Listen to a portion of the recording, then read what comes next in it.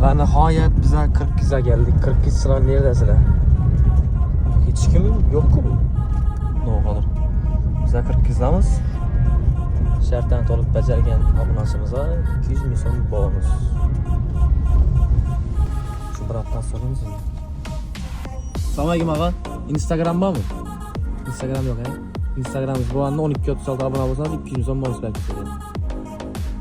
Yaxshi, sog' bo'ling. Shartdan to'liq bajargan. Assalomu alaykum, yaxshimisiz? Instagram bormi? Yo'qmi? 1236 dan foydalanganmiz.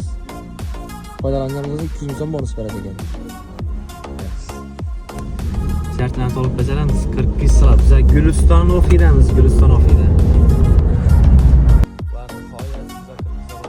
Assalomu alaykum, yaxshimisiz? Instagram bormi? 1236 abone bo'lamiz. 1236. Abone bo'lmasang, hozir abone bo'lsangiz 100 ming so'm bonus berib ketamiz.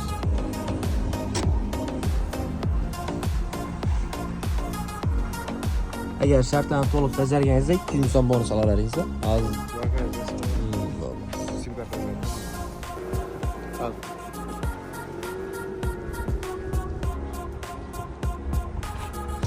obunachimiz hozir shartlarni bajardi. 100 ming so'm bonus berdik. Shartlarni to'liq bajaramiz, bonusni qo'lga kiritamiz. Yaxshi, sog' bo'ling. Qani 40 zavatchilar bormi? 40 zavatchilar. 40 zavatga ikkinchi marta kelishimiz. Bajaramamiz. 40 zavatchilar bo'lsa shartlarni to'liq bajaramiz. 200 ming so'm bonusni qo'lga kiritamiz. 40 zavatchilar bormisizlar? Bu Osmon ko'chaga keldik. Biz Osmon ko'chaga.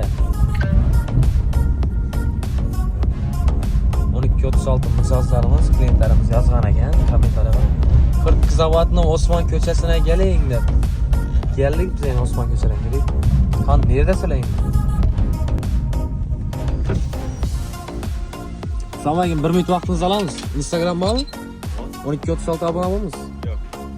Hozir abone bo'lsangiz 100 ming so'm bonus beramiz. Agar abone bo'lib shartlarni to'liq bajarganimiz bo'lsa 200 ming so'm bonus berib sizga. Instagram bormi? Keling gapiramiz.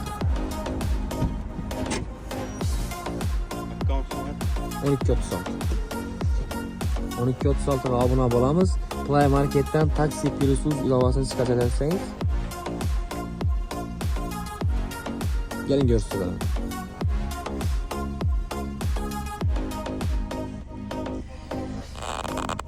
1236 yine abone bo'lmagan abone bo'lamiz. Bundan keyin Play Marketdan taksi plus